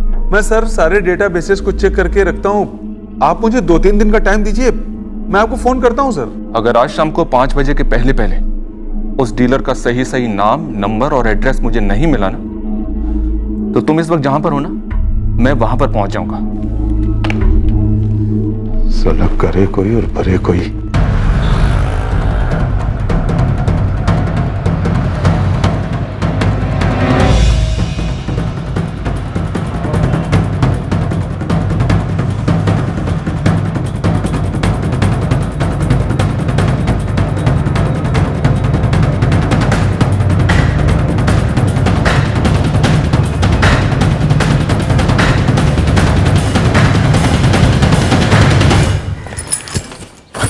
सुनिए ना, हमको अच्छा नहीं लग रहा है। सुरेश भैया बुरा मान जाएंगे ना? इसमें बुरा मानने वाला कोनो बात है ही नहीं। तुम उसकी छोटी बहन हो, तुम्हारे बारे में सोचना उसकी जिम्मेदारी है कि नहीं? 444876598 का नंबर बेगूसराय के ही एक डीलर के पास पहुंचा है। सुबह से ये पता किया तुमने? सर, उसका नाम चंदर गुप्ता है। Shiv Om mobiles, 5/16 Mohan Nagar market, Begusarai court के पीछे। ये लिखा है ना सब? Pulkit Sinha 52 Parimal building 5th floor. Chander Gupta, Parimal building में सिर्फ 4 फ्लोर है। पूरी बिल्डिंग में पुलकित सिन्हा कहीं भी नहीं रहता। किसको भेजा था वो सिम? अब ऐसे तो कितने लोग आते हैं, अब याद थोड़ी रहता है। 20 नवंबर को वो सिम तेरी दुकान से इशू हुआ था। एप्लीकेंट का नाम, नंबर, एड्रेस, सारे डॉक्यूमेंट फर्जी हैं। पर मुझे असली आदमी चाहिए जिसने वो सिम खरीदा था। खूब जमेगा रंग जब मिल बैठेंगे 4 यार।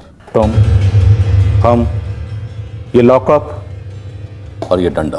पुरानी यादें ताज़ा होंगी। हर फर्जी सिम की असली कहानी सुनाएगा तू। अब हम छोटे मोटे आदमी हैं, हमको क्यों फंसा रहे हैं इस कांड में? कांड छोटा मोटा नहीं, मर्डर हुआ। और इस मर्डर में तुझे कितना फंसाना है ये हमारे ऊपर है, और कितना बचना है ये तेरे ऊपर है। घड़ी देख ले, 1 मिनट में सब सच बोलेगा ना तो वार्निंग देके अभी के अभी छोड़ दूंगा। लेकिन अगर झूठ बोलेगा और कुछ नहीं बोलेगा तो फिर ये डंडा बोलेगा। साहब, वो एक आदमी है, दीपक ठाकुर।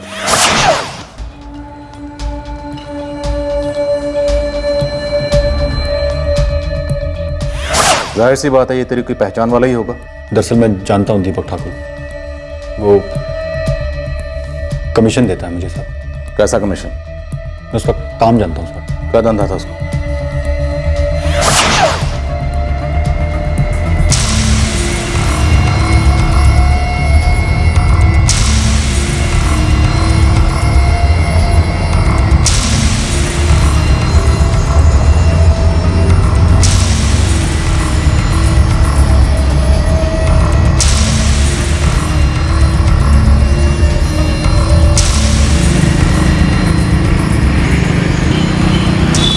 हफ्ते में 1-2 बाइक तो उठाता है और फिर बेच देता है उनको। नंबर बदलते रहता है साहब ताकि आप लोगों से दूर रहे। एड्रेस? हर हफ्ते नंबर बदलता है, तो एड्रेस कैसे फिक्स होगा? बाइक कहाँ बेचता है? पटना से। पेशेवर बाइक चोर है तो 100% क्रिमिनल रिकॉर्ड होगा ही होगा इस दीपक ठाकुर का। लगता है ये फर्जी सिम वाला बाइक चोर हमारा असली ब्रेक थ्रू है सर। राहुल, हमें नहीं पता हम सही जा रहे हैं नहीं जा रहे, पर रामकृपाल चौबे के शूटर्स बाइक पर आए थे। अब सवाल यह है, क्या ये बाइक चोर उस सुपारी किलिंग में शामिल था? मतलब आप कहना क्या चाहते हो? मैडम सच कहें तो हमको भी नहीं पता है कि हम क्या कहना चाह रहे हैं। बस अटपटा लगा तो शेयर कर रहे हैं आपके संग। हाँ तो कीजिए ना शेयर। मैडम ये अपने रामकृपाल जी की बिटिया है ना आरती, उसका पति है राकेश। हाँ हाँ, आगे? मैडम आप लोग लगे पड़े हैं कातिल को पकड़ने। हम लोग भी सदमे में अभी तक रामकृपाल जी को लेकर। और ये राकेश, ये क्या करता है? ये रोज दफ्तर में आ धमकता है अपनी पत्नी आरती की अर्जी लेकर। आरती की अर्जी? जॉब के लिए? मतलब अब ये जॉब मिलेगी एज अ कॉम्पनसेशन रामकृपाल जी की अननेचुरल डेथ की वजह से। अब बताइए ऐसी भी क्या हड़बड़ी है? देखो कानून के हिसाब से तो देखना पड़ेगा, पर नैतिकता के हिसाब से तो नौकरी का पहला ऑफर सुरेश को जाना चाहिए और जाएगा भी। सर ऐसे कैसे जाएगा? और पहला ऑफर आरती को क्यों नहीं जाना चाहिए? अरे भाई हम लोग यहाँ बैठकर काहे बतिया रहे हैं? पुलिस लगी पड़ी है हत्यारों को ढूंढने में, सारा माहौल इतना तंग है। अरे सब कुछ पहले सेटल हो जाने दीजिए, फिर आप लोग बैठकर तय करिएगा कि कौन अर्जी डालेगा कौन नहीं डालेगा। लेकिन जब नोटिस निकलेगा नौकरी का तो आप पहला फोन हम ही को करेंगे ना। अब होने को तो इनका घर का मामला भी हो सकता है, लेकिन जमाना तो खराब चल रहा है ना मैडम। ये दीपक ठाकुर तो बाइक चोरी में MA PhD किया हुआ है मालिक। अपने बेगूसराय सिटी में जो रतन चौक थाना है ना, गोल मंदिर के पीछे वाला, वहाँ इसके खिलाफ एक नहीं दर्जन व केस दर्ज है। मैं उसके सारे रिकॉर्ड्स निकलवाता हूँ। तो ये पता कर कि इस वक्त दीपक ठाकुर कहाँ मिलेगा। राकेश? यस सर, हरि प्रसाद ने खुद फोन किया। सर ये रहा हमारा दीपक ठाकुर। रतन चौक पुलिस थाने में इसकी पूरी पोथी बन चुकी है। हम लोग अभी तक मर्डर और अटेम्प्ट टू मर्डर के केसेस को खंगाल रहे थे, लेकिन यहाँ सुराग निकला तो बाइक चोर का। सुराग है या हमें गुमराह करने की एक और कोशिश? क्योंकि पैटर्न फिर वही, हमारे सामने फिर से दो एंगल, एक दीपक का और दूसरा राकेश का। राकेश वाले एंगल में पॉइंट तो था, रामकृपाल 4 महीने में रिटायर होने वाला था, तो कॉम्पेंसेशन की कोई गुंजाइश ही नहीं थी। पर ये दीपक ठाकुर वाला एंगल भी उस एक्सटॉर्शन वाले कॉल के थ्रू सामने आया था, और उस कॉल वाले एंगल पर पहले से ही सवालिया निशान था। दरअसल हम इन दोनों एंगल्स के बीच कनेक्शन ढूंढ रहे थे। हम इन दोनों को क्लोजली फॉलो करने लगे। हम इस केस को क्रैक करने पर पूरी तरह से फोकस थे, पर इतने में कहीं और कुछ और ही पक रहा था। एक तीसरा एंगल जो बहुत जल्दी हमारे लीड्स के कारवां में शामिल होने वाला था, पर उस वक्त हमारे राडार में बिल्कुल नहीं था।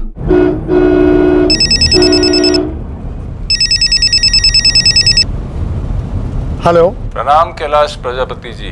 प्रणाम। कौन बोल रहे हैं? हम कौन बोल रहे हैं वो छोड़िए, बस हमारा बात ध्यान से पकड़िए। अब कैसी बात? यही कि बहुत जल्दी आपकी धर्म पत्नी जो हैं वो आपकी विधवा कहलाएंगी। क्या बकवास कर रहे हो? कौन बोल रहा है तू? मंगल सिंह। मंगल सिंह नाम है हमारा। पुलिस को बताना हो बता दीजिए, कहीं लिखवाना हो लिखवा दीजिए, और साथ में अपना बीवी बच्चा के नाम जो जो लिखवाना हो वो काम भी करवा लीजिएगा, क्योंकि हम आपको गोली मारने वाले हैं। अच्छा समझे। तुमको पैसा चाहिए? हमको तो आपके जैसा जिंदगी चाहिए साहब जी। कितने पैसे चाहिए तुमको? तब उनके तौर पे 10 लाख ठीक रहेगा। आप कल तक जुगाड़ कर दीजिए, परसों हम ले लेंगे आपसे। Hello hello. सुजित, इस राकेश त्रिवेदी पर मुझे 24 घंटे सर्विलेंस चाहिए। कहाँ जाता है, किससे बात करता है, पूरी डिटेल्स। उस बाइक चोर का एड्रेस निकाला क्या गोविंद? मालिक, ये दीपक ठाकुर पिछले 6 महीने में 3 बार घर चेंज कर चुका है। अभी का ठिकाना पता नहीं चला है। Mobile number? तीनों मकान मालिकों के पास अलग अलग नंबर थे, सारे फर्जी। कुछ तो असली खबर सुना गोविंद। आप पटना घुमाइए, वहाँ के सिटी जेल में 2 सितंबर को ये दीपक ठाकुर मौजूद था। किस चार्ज में गिरफ्तार हुआ था ये? सर गिरफ्तार नहीं हुआ था, किसी से मिलने गया था।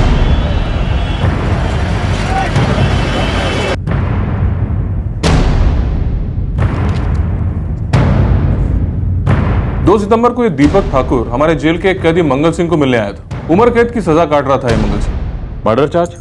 जी हाँ। जेलर साहब, हम अभी बेगूसराय से निकल रहे हैं आपके इस मंगल सिंह को मिलने के लिए। रामकृपाल चौबे जी के मर्डर के सिलसिले में इससे कुछ पूछताछ करनी है। पढ़ा था उस केस के बारे में, लेकिन इंस्पेक्टर इस वक्त मंगल सिंह जेल में नहीं है। क्यों? बेल होगी क्या? दरअसल 28 सितंबर को मंगल सिंह की सुनवाई थी बेगूसराय के जिला कोर्ट में, एक दूसरे केस के सिलसिले में। बेगूसराय के सादिक बाग थाने का केस था। इंक्वायरी अभी भी चल रही है उस केस की, और जब सादिक बाग पुलिस मंगल सिंह को बेगूसराय से यहाँ वापस पटना सिटी जेल लौटा रही थी, उस वक्त मंगल एस्केप कर गया। क्या?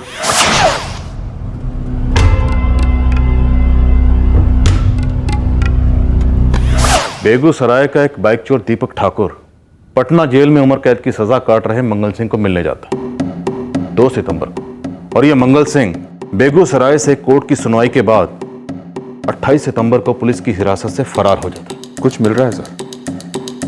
और सर, सुरेश को मिली एक्सटॉर्शन की कॉल सही साबित हो रही है। अगर ऐसा है तो फिर सुरेश की जान को खतरा असली है, क्योंकि अगर सुरेश मारा जाता है तो फिर आरती को उस जॉब पर कोई चैलेंज नहीं कर सकता। फिर वही होगा जो राकेश चाहता है। राहुल, वर्षा, रामकृपाल चौबे जी की हत्या का मास्टरमाइंड उनका दामाद राकेश भी हो सकता है। अंदर की बात सर, और हम दफ्तर में ढूंढ रहे थे, खिचड़ी घर में ही पक गई थी। सर, राकेश पे चील की तरह नजर रखे हुए हैं, बट सर अभी तक कोई सस्पिशियस मूवमेंट नहीं हुआ है। कॉल रिकॉर्ड्स भी बिल्कुल क्लियर है। पता करो कि 2 सितंबर और 28 सितंबर को यह राकेश कहां था और किसके साथ था। इस सारी साजिश की प्लानिंग बहुत पहले की गई थी। सर, हम लगे हुए इस मंगल सिंह के पीछे, बड़ी प्लानिंग से फरार हुए, लेकिन दीपक ठाकुर वाला एंगल हमें सूझा नहीं। फरार कैसे हुआ? बेगूसराय सेशन कोर्ट में इसकी पेश हुई, उसके बाद हम ट्रेन से इसको पटना ले जा रहे थे।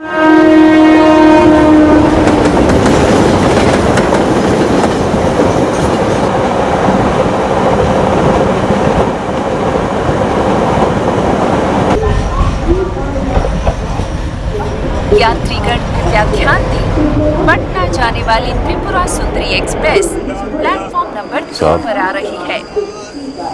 तो हल्का हो लें, पटना आने में सिर्फ आधा घंटा बाकी है। बैठा रहे। ऐसा भी क्या दुश्मनी है सरकार? बहुत जोर से लगा, पेट फट रहा है। क्या हुआ? खोल दे से।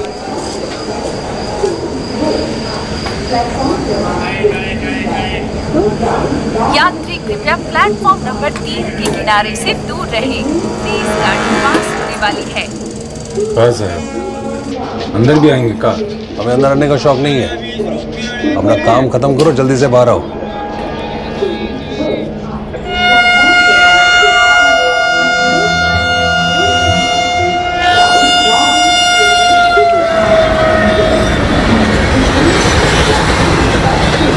मंगल, हुआ क्या तेरा? मंगल, मंगल,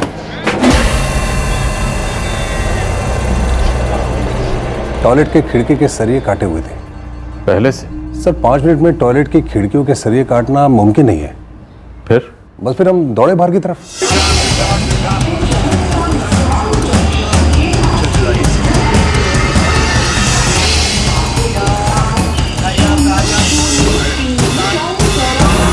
आग निकला सर। टॉयलेट की खिड़की की सरिया पहले से काटी हुई थी? पहले से। ये कब तय हुआ कि मंगल सिंह की पेशी 28 सितंबर को होगी? सर अगस्त के आखिरी हफ्ते में हमारे पास कोर्ट से एक ऑर्डर आ गया था, जिसे हमने पटना जेल को फॉरवर्ड कर दिया था तुरंत। मतलब मंगल सिंह ये बात पहले से जानता था कि 28 सितंबर को उसकी पेशी। अगस्त के आखिरी हफ्ते में खबर मिली सुनवाई की। 2 सितंबर को ये बाइक चोर दीपक ठाकुर मिलने आया मंगल सिंह से, और 28 सितंबर को सुनवाई के बाद ये मंगल सिंह ट्रेन के टॉयलेट से फरार हो गया, जहां किसी और ने ट्रेन की खिड़की के सरिये काट के रखे होंगे पहले से।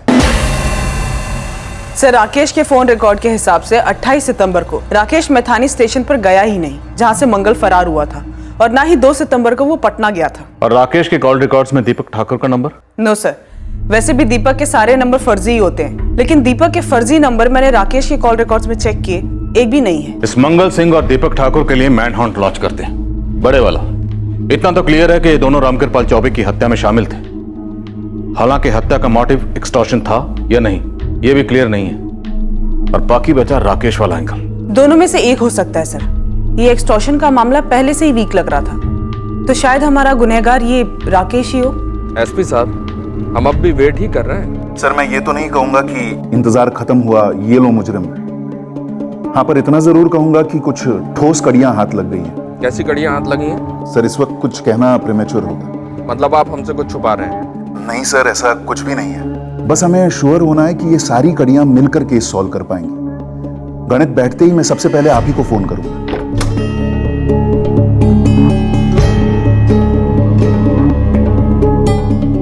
रिटायरमेंट से ठीक 4 महीने पहले किसी ने ऐसी दुश्मनी निकाली। ये बात बार बार हमारा दरवाजा खटखटा रही थी, पर हमने वो दस्तक सुनी ही नहीं। हमने वहां देखा ही नहीं जहां बहुत पहले या सबसे पहले देखना चाहिए था। मास्टरमाइंड बराबर इन्वेस्टिगेशन को मिसलीड कर रहा था, पर ये मंगल और दीपक ठाकुर वाला एंगल भी सही लग रहा था। उस वक्त प्रेशर पीक पर था और हमने कत्ल का मोटिव एक तरफ पार कर दिया। अब हमें वो 2 आदमी चाहिए थे, और हम हाथ धोकर इन दोनों के पीछे पड़ गए, और ये दोनों हाथ आए पर किसी और के। चौधरी जी, आपके दोनों ओपनिंग बैट्समैन आउट कर दिए हमने। दीपक ठाकुर और मंगल सिंह? हाँ, वही दोनों। कब मिले, कैसे मिले? तरोताजा गिरफ्तारी है, 2 घंटे पहले की।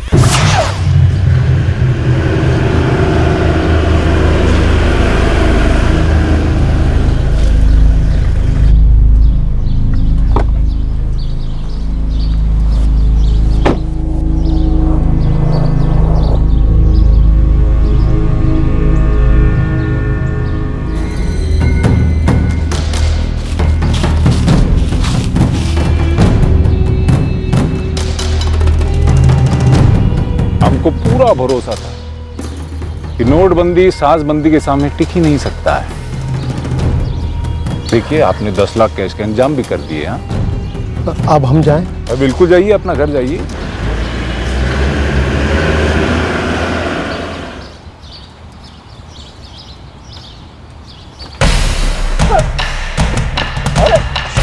पीठ में, सिर में, ऐसी कोई जगह नहीं जहां हम लोहा नहीं ठोकेंगे।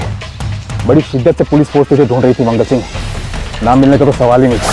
मंगल सिंह और दीपक ठाकुर को क्राइम ब्रांच वाले 1 घंटे में हमारे वाले करने वाले। वर्षा, राकेश फिसलना नहीं चाहिए। सब मैं सेफ्टी के तौर पे उसे अभी यहाँ ले आती हूँ। एक मर्डर में तो तुम पहले से ही उम्र कैद की सजा काट रहे। और दूसरे मर्डर केस की सुनवाई के बाद तुम हो गए फरार। काशी यात्रा करने के लिए तो फरार नहीं हुए, तुम फरार हुए थे रामकृपाल चौबे का मर्डर करने के लिए, हाँ या ना? ना बोलने का कोनो सवाल ही नहीं है सरकार। हमारा जवाब है हाँ, हम ही रामकृपाल चौबे को ठोके थे। वही दीपक हुआ बाइक चला रहा था, वो भी चोरी का। तुम लोग हो पेशेवर मुजरिम, शातिर खिलाड़ी हो, इतनी आसानी से तो अपना जुर्म कबूल करोगे नहीं। तुम दोनों कहीं पैसे वैसे के चक्कर में किसी दूसरे का जुर्म अपने सर पर तो नहीं ले रहे? नहीं सर, हम पेशेवर हैं। जब गेम हार जाते हैं तो टाइम वेस्ट करने में विश्वास नहीं रखते हैं। अब बेकार में खुद को कुटवाने का क्या मतलब?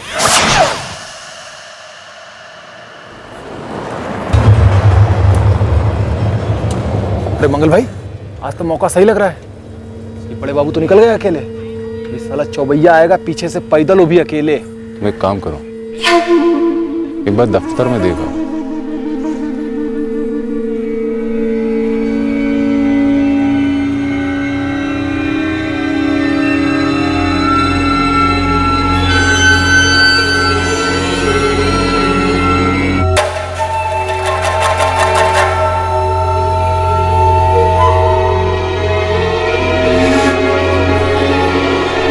मंगल भाई, आज अपना दिन लग रहा है, चलो।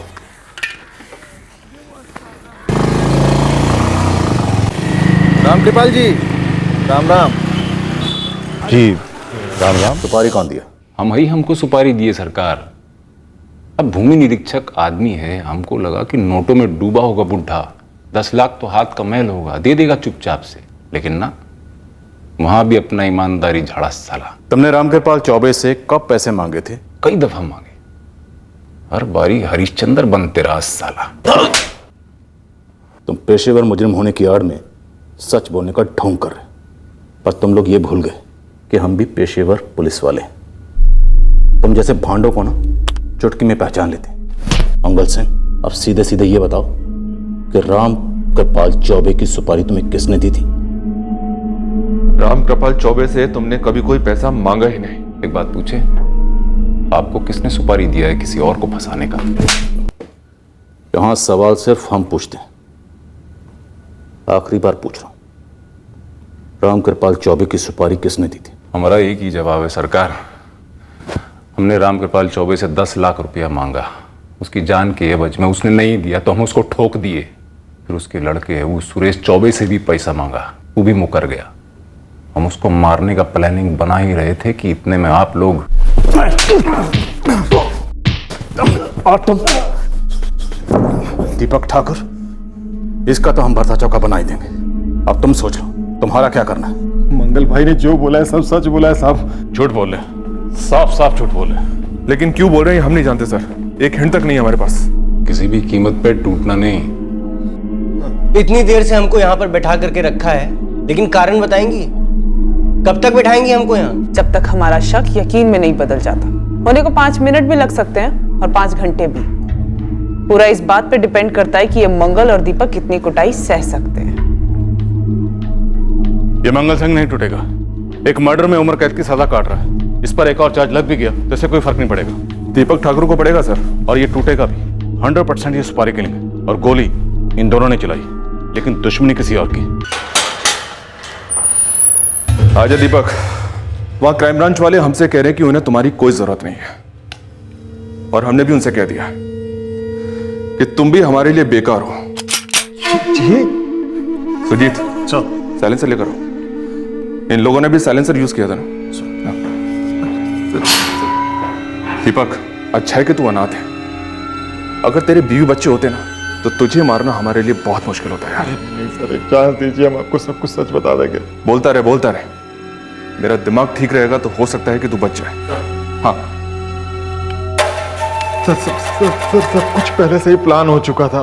सीधे सीधे बता दे, रामकृपाल चौबे के नाम की सुपारी किसने दी थी तुझे? क्या ये रतन चौक में जहाँ दीपक गिरफ्तार हुआ था ना, इसके साथ एक और बंदा गिरफ्तार हुआ था जो जेल में था इसके साथ। कौन गोविंद? सुरेश, रामकृपाल चौबे जी के सुपुत्र। सब कुछ सुरेश के कहने पर हुआ था सर, उसी के कहने पर हमने उसके बाप को ठोक दिया था। क्या बोला? बेटे ने अपने ही बाप को मारने की सुपारी दी? और फिर तुम लोगों ने जबरन उससे पैसा वसूल करने की कोशिश की, उसे फोन पे जान से मारने की धमकी दी। नहीं सर, जबरदस्ती नहीं की थी, वो तो हमारा मजदूरी था। सुनो यार मंगल, पैसा जुटाने में थोड़ा समय तो लगेगा भाई। सुरेश भाई, आपने कहा था कि आपके बाबूजी का प्रोविडेंट फंड तुरंत हाथ में मिल जाएगा और आपको उनकी नौकरी भी। 1 महीना से ऊपर हो गया है काम किए, और पुलिस वालों को भी कोई भनक नहीं पड़ी है, कुछ उखाड़ नहीं पाए अब तक। लेकिन पुलिस पागलों की तरह केस पर लगी पड़ी है ना भाई, समझा करो यार। पापा का पीएफ भी अभी रिलीज नहीं हुआ है और हमारी नौकरी लगने में अभी समय है भाई। उन सबसे हमारा क्या लेना देना भाई? इंतजार करो यार, हम तो बैंक का सेविंग अकाउंट में भी हाथ नहीं डाल सकते। सारी नोटबंदी जो शुरू कर दी है सरकार ने। हम आपके काम के लिए जेल से भागे थे, हमारे ऊपर न छत है और ना खाने का 2 वक्त का रोटी, ऊपर से नोटबंदी ने बैंड बजा रखी है। अरे हम तो बैंक जाके पैसा भी नहीं निकलवा सकते हैं भाई। जल्दी से कोई जुगाड़ कीजिए आप और हमको हमारे हक का पैसा दिलवाइए, नहीं तो हम सीधे पुलिस को फोन कर देंगे और कर देंगे उल्टी। ये एक थे श्रवण कुमार पुराणों में आदर्श बेटे, और ये हैं पार्ट 2।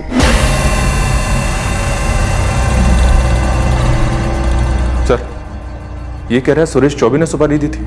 अगर इस बार झूठ बोला या हमें घुमाने की कोशिश की तो केस को साइड में रखकर ना तो मैं यही ठोक दूं। अरे नहीं सर, माँ कसम एकदम सच बोल रहा हूँ। तो सुरेश चौबे ने सुपारी दी थी जी। इसलिए तुम जेल में गए थे मंगल सिंह को मिलने। सुनवाई के बाद मंगल सिंह का फरार होना ये सब प्लानिंग थी। जी सर, सब कुछ ऐसे ही हुआ था, सब कुछ सुरेश के कहने पे ही हुआ था।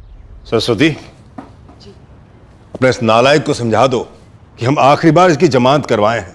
आज के बाद बाइक तो क्या, एक सेफ्टी पिन भी चुराई ना इसने, तो इसके नाम के पीछे से हम अपना नाम कटवा देंगे। बस भी कीजिए, रात भर डांटे हैं, अब दफ्तर जाते वक्त क्यों अपना ब्लड प्रेशर बढ़ा रहे हैं? इतना गुस्सा ठीक नहीं है। गुस्सा ठीक है, गुस्सा करना चाहिए था वक्त पर तुम्हें, जब तुम्हारे लाडले ने पहली बार चोरी की थी। सारा दोष मम्मी के सर पे ना थोपो पापा। अगर दूसरों के बापों की तरह आपने भी अपने बेटे के लिए कुछ किया होता ना, तो आज ये दिन नहीं देखते। खुद तो अपने पैरों पे खड़े होने की ताकत है नहीं, तो दोष हम पे लगा दी। ये पैरों वाला जुमला बहुत पुराना हो चुका है पापा। आपकी पुरानी सोच अब सड़ने लगी है, बू आने लगी है। सुरेश चुप कर। दुनिया भर में लोग अपने बच्चों के लिए क्या नहीं करते मम्मी। राजनीति ले लीजिए, हर पार्टी में टॉप की कुर्सी पर ऐसे लोग हैं जो पसीने के रास्ते से नहीं पहुंचे, बल्कि खून के रिश्ते के कारण बैठे हुए हैं। उनके माँ बाप, भाई बहन, मामा चाचा अगर पॉलिटिक्स में नहीं होते ना, 3 सालों को इलेक्शन का कहा, सर्कस का टिकट तक नसीब नहीं होता। और फिल्मी दुनिया का तो पूछो ही मत भाई, खानदानी रिश्तेदारी हो तो लंगूर को भी हीरो बना देते हैं। और एक ये है जो असली लाइफ में हीरो होने का भरम पाल बैठे हैं। आपकी ये ईमानदारी की भाषणबाजी सुनने वाली ऑडियंस है ना, दफ्तर में, चाय के ठेले पर, बिरादरी की बैठकों में, ये सब आपको संत का दर्जा तो देते हैं, लेकिन खुद अपने बच्चों के लिए हर मुमकिन तरीके से सेटिंग करते हैं, उनके लिए नौकरियां लगवाते हैं, सिफारिशें करते हैं और जरूरत पड़ने पर ढेर सारा पैसा भी खिलाते हैं। इसलिए कोई गलतफहमी मत रहिएगा कि आप कोई महात्मा है। सच कहें मम्मी, लोगों के लिए ना एक जोकर है, जोकर। चुप कर। ठीक है भाई, हम जोकर ही से, लेकिन ये जोकर कभी रिश्वत नहीं लेगा, ये जोकर कभी किसी नालायक की सिफारिश नहीं करेगा। हाँ, आज की बात तुम अपना देख लो भाई। सरस्वती, अगर आज की बात तुमने इस लड़के को जेब खर्ची का 1 पैसा भी दिया तो हमारी कसम, हम जिंदगी भर तुमसे बात नहीं करेंगे, और हमारे जाने के बाद भी जो कुछ भी बचेगा उसमें से इसे एक ढेला नहीं मिलेगा। सारा पैसा दान कर दें किसी अच्छे काम के लिए, लेकिन इसके हाथों हमारी कमाई लुटने नहीं देगी। हमारा तो न माई था न बाप था, पर हम इतना बता सकते हैं कि जो तुम्हारा बाप है ना, ये सुधरने से तो रहा, जैसा है तैसा है। सोच लो तुम और देख लो। 5 महीने में रिटायर होने वाले हैं पापा। अब फर्क पड़ जाएगा हैं? वो पहले भी तुम्हारा काम के नहीं थे और बाद में भी तुम्हारा काम के नहीं रहेंगे। रिटायर होने के बाद सारा पीएफ जो मिलेगा वो दे देगा हमारी बहन आरती को, या फिर पागल बुड्ढा सच में दानवन कर देगा। तुम क्या अपने घर में डाका डालने की सोच रहे हो? ना ना ना ना, उससे बेटर आइडिया है। अच्छा, खत्म कर देते हैं रामकृपाल चौबे। सही कह, एक बार बुढ़ा मर गया तो कंपनसेशन में सरकारी नौकरी मिलेगी हमको, और पीएफ का सारा पैसा जाएगा मम्मी को। और मम्मी हमारी मुट्ठी में है। हमरे पापा को ठोक दोगे दीपक, पीएफ के कम से कम 25 लाख मिलेंगे, 10 तुम्हारे। पागल हो गया क्या तू? ठोक देगा हमारे बाप को? बाइक चोरी करते हैं हम, मारना वारना ये हमारा बस का बात ही नहीं है, हम कभी किए ही नहीं है। हाँ तो 10 लाख भी कभी देखे हैं? देखो यार, अगर तुमसे नहीं हो पा रहा है तो किसी तजुर्बेकार को साथ ले लो। ये 5 सुपारी के लाइन का एक दोस्त है हमारा, लेकिन पुलिस ने उसको रिटायर कर दिया। मर्डर का केस में उम्र कैद का सजा काट रहा। बात करो उससे। अरे उसका खुद का आदमी तो होगा कोई।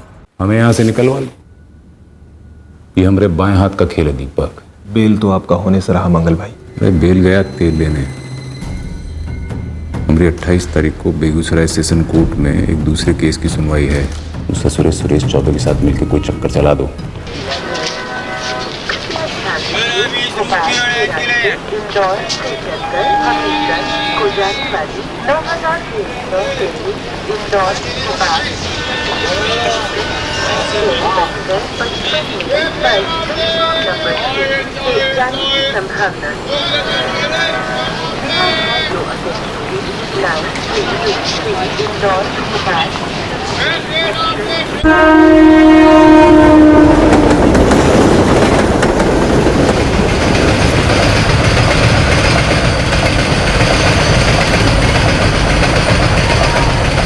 अरे महाराज सुनिए, मनवा लेके खड़ा हो जाइए।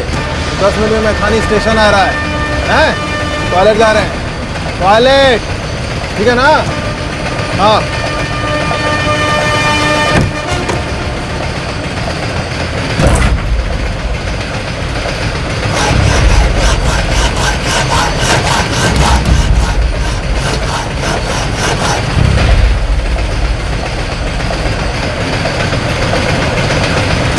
अच्छा सुनो, यहाँ से उतर जाएंगे, तुम रेडी रहना और आराम से उतरना, ठीक है?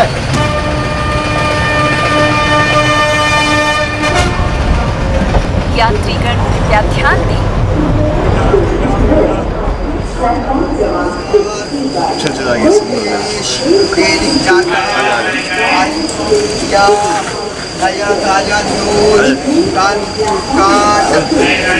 इंग्लिश का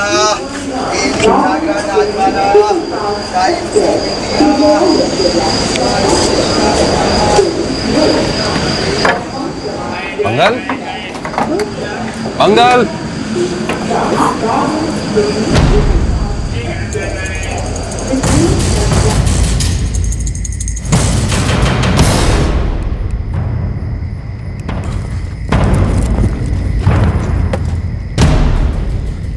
सबसे पहले साले ये हथकड़ी खुलवाना है। अरे टेंशन नहीं आओ मत, यहीं पास में बंदोबस्त किए हैं।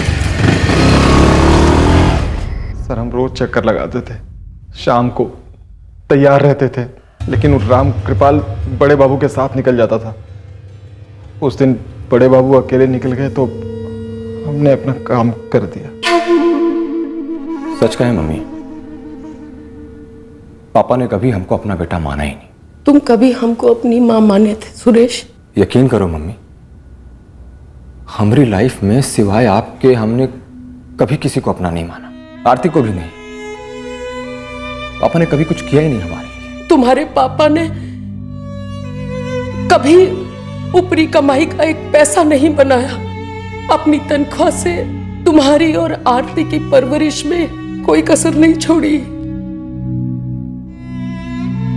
तुम्हें अच्छी तालीम दी, अच्छे संस्कार दिए, लेकिन तुमने उन्हीं का कत्ल कर डाला। हमसे कहते रहे, तुम्हें धमकी मिली। जीते जी तुम्हारे पापा इसी चिंता में रहते थे कि कहां गड़बड़ हो रही है तुम्हारी परवरिश में। एक बात कह देते हैं, आज अपने दिल पर पत्थर रखकर हम ये मानते हैं कि तुम्हें पैदा करना हमारी सबसे भारी गलती थी। रामकृपाल जी का बेटा सुरेश चौबे इस हत्या के पीछे है। व्हाट? जी सर, वो एक पेटी क्रिमिनल है। उसने अपने एक बाइक चोर साथीदार की मदद ली। उन्होंने मिलकर एक मर्डर कन्विक्ट को भागने में मदद की। वो तीनों इस मर्डर में शामिल है। एसपी साहब, यकीन नहीं हो रहा। ये सुरेश रामकृपाल जी का असली बेटा है? 100% असली बेटा है सर, पर जब नियत ही खोटी हो तो रिश्ता असली कैसे हो सकता है? एक्चुअली बिगनिंग से ही मास्टरमाइंड बिल्कुल आपके सामने था। शक के दायरे में इसलिए नहीं आया क्योंकि फैमिली पर सिंपैथी का पर्दा चढ़ा हुआ था। एक तरह से हमसे कुछ अहम चीजें मिस हुई। पहली बात, प्रेशर में आकर हमने बाहर के सारे एंगल टटोले, लेकिन पर्सनल एंगल, घरेलू एंगल स्किप कर दिया। इसके चलते रामकृपाल चौबे के बेटे सुरेश चौबे की क्रिमिनल हिस्ट्री कभी हमारे सामने नहीं आई। एक उम्र कैदी का जेल से सुपारी लेना चिंता का विषय है, बहुत ज्यादा चिंता का विषय। जब एक छटा हुआ क्रिमिनल हमारी फोर्स की गिरफ्त से फरार हो जाता है और दोबारा एक संगीन जुर्म करता है तो हमारी पूरी फोर्स पर एक सवालिया निशान लग जाता है। इस एरिया में बहुत ज्यादा सुधार की गुंजाइश है और यह गुंजाइश तभी मुमकिन है जब हम सब का कमिटमेंट और फोकस 100% होगा। बिल्कुल अर्जुन के उस तीर की तरह जिसे मछली की आंख के सिवा कुछ नजर नहीं आया। सुरेश चौबे, दीपक सिंह और मंगल सिंह को आईपीसी की धारा 302 के तहत गिरफ्तार किया गया। फिर मुलाकात होगी अगले एपिसोड में जुर्म की एक और कहानी के साथ। क्राइम पेट्रोल के और भी एपिसोड देखने के लिए हमारे चैनल को सब्सक्राइब करें और बेल आइकन दबाना ना भूलें।